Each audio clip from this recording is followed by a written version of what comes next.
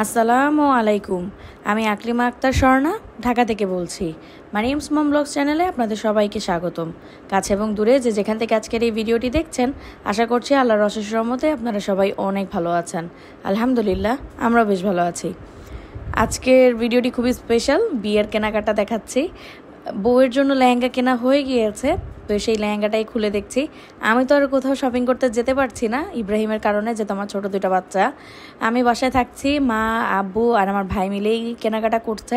আমি just guide করে দিচ্ছিলাম আর কি, যে কিভাবে কিনবে, কি কি কিনবে, কেমন আর কি আমি চাইতেছি বা কাছাকাছি কেমন হয় এই ধরনের। আর মেয়ের পক্ষ থেকে কোনো তাদের মানে চয়েস নেই, যা আমরা দিব তাই আর কি।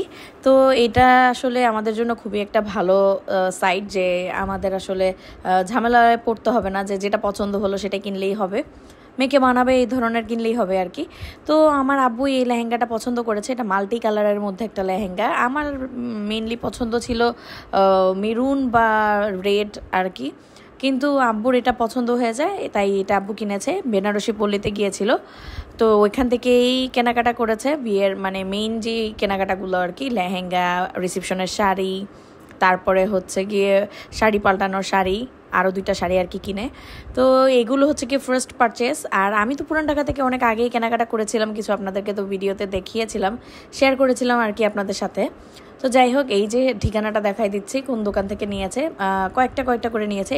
ওয়েডিং গ্যালারি থেকে নিয়েছে হচ্ছে গিয়ে রিসেপশনের শাড়ি, আর হচ্ছে গিয়ে শাড়ি পালানোর শাড়ি হচ্ছে এই মোহাম্মদিয়া শাড়ি বাজার থেকে।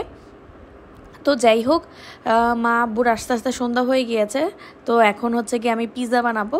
এয়ার ফ্রায়ারটা চালু করেছি। আমি ভাবলাম যে আগে আমাদের বাসা থেকেই ইউজ করে দেখি কি অবস্থা, কিভাবে ইউজ করে আর কি হয় না হয়। তরসই ছিল না আর কি, মেইন ব্যাপার যেটা। তো যাই হোক, এয়ার ফ্রায়ারে আমি ব্রেড পিৎজা বানিয়ে দিয়েছি।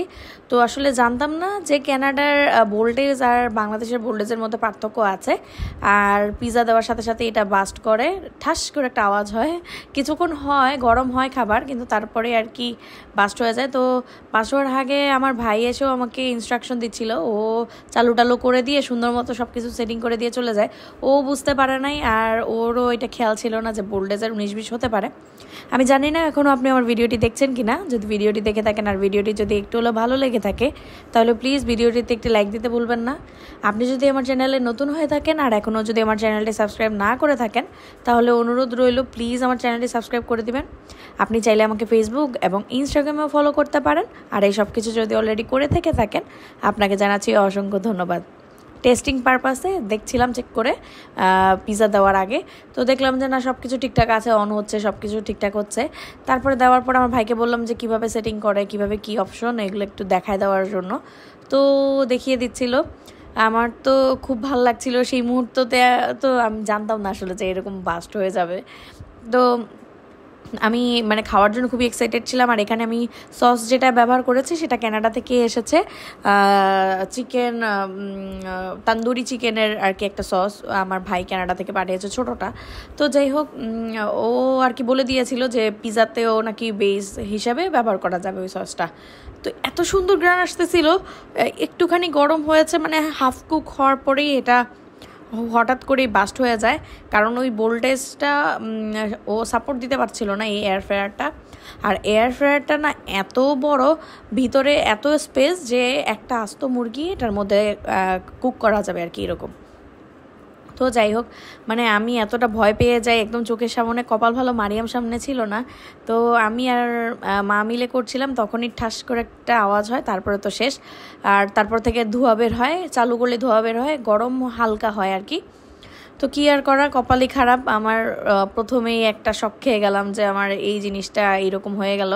তো যাই হোক, এখন কি আর করা, শ্বশুরবাড়িতে নিয়ে যাব, তারপর দেখি মারিমার বাবা কি করে। তো এই যে গার্লিক মেও সস দিয়ে খাচ্ছিলাম, এটাও কানাডা থেকে পাঠিয়েছে। যতটুকু কুক হয়েছে আর কি, হাফ কুকই খাচ্ছি।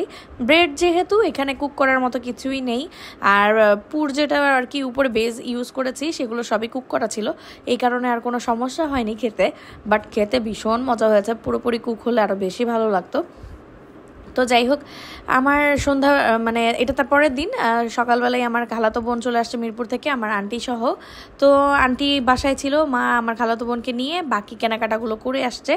ওই যে যে জুতোটা ফার্স্টে দেখলেন ওটা আমার জন্য কিনে এনেছে, আর হচ্ছে গিয়ে এই যে 3 পিস এনেছে আমার জন্য 2টা, নতুন বউয়ের জন্য 2টা, আর জুয়েলারি, বিয়ের জুয়েলারি এগুলো সব কিনে কেটে নিয়ে আসছে। সারাদিন পার হয়ে গিয়েছে, নিউ মার্কেট থেকে কেনাকাটা করে আসছে, আর চুড়ি নিয়ে আসছে, মানে অনেক কিছু কেনাকাটা করেছে। তো এটা তারপরের দিন সকালবেলা হচ্ছে কি আমাদের বাসায় রং করানো হচ্ছে, যেহেতু আমার রুমের মধ্যে মারিয়াম দাগাদাগি করে তো কী অবস্থা করেছে তা তো আপনারা প্রায়ই সময় ভিডিওতে দেখেন।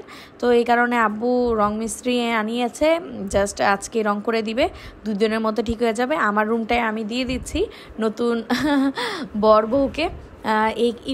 এই রুমটাই আমার ছিল আমার বিয়ের সময়, আর এখন হচ্ছে কি ওদের বিয়ের সময় এটা ওদের বেডরুম হবে।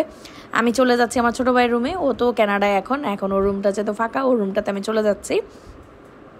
এই রুমটা সামনের দিকে হওয়াতে দিনের বেলা অনেক আওয়াজ হলেও রাতের বেলা খুবই নিরিবিলি থাকে, আর রুমটা একটু সাইডের দিকে হওয়াতে না ঠান্ডা বেশি, আর মানে পরিবেশটা ভালো আর কি। তো এর জন্য আর কি ওকে এই রুমটা দিয়েছি আমার পক্ষ থেকে। আমি বলেছি এই রুমটা তোদের জন্য বেস্ট হবে, যদিও বা বাথরুমটা একটু বাইরের দিকে, তারপরেও আমরা নিজেরাই কোনো প্রবলেম হবে না।